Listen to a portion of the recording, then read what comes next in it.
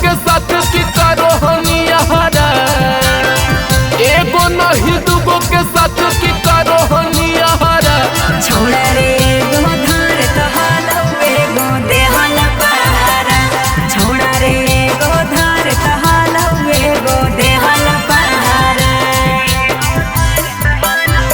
लागल होता गौड़नी में गहरा, लागल होता गौड़नी में गहरा। छोड़ा रे एगो धार तहालो एगो देहल पहारा, छोड़ा रे एगो धार तहालो एगो देहल पहारा।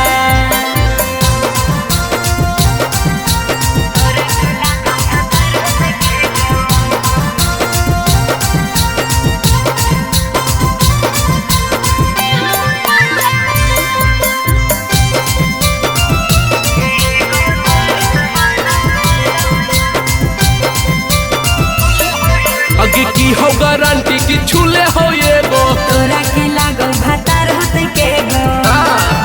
अच्छा अगे की हो गारंटी की छूले हो ये गो। तोरा के लागो भातार होते के गो। ओठावा चुसाइल गजरा खुलल हो गजरा, ओठावा चुसाइल गजरा खुलल हो गजरा। छोड़ा रे एगो धार तहालो एगो देहल पहारा, छोड़ा रे एगो धार तहालो एगो देहल पहारा।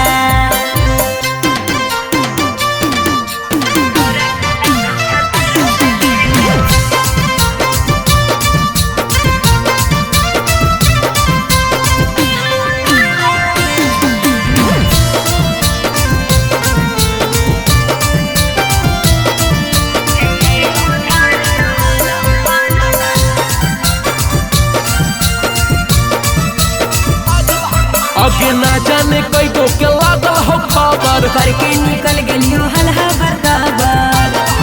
अच्छा अगे ना जाने कई गो के लागल हो खबर, करके निकल गेलियो हल्हा बर्दाबर। आज इतनी दिशा के प्यार में पड़ल ही गहरा, छोटू मनीषा के प्यार में पड़ल ही गहरा।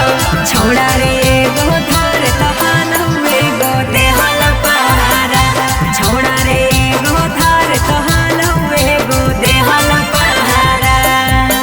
Krishna recording studio Delhi.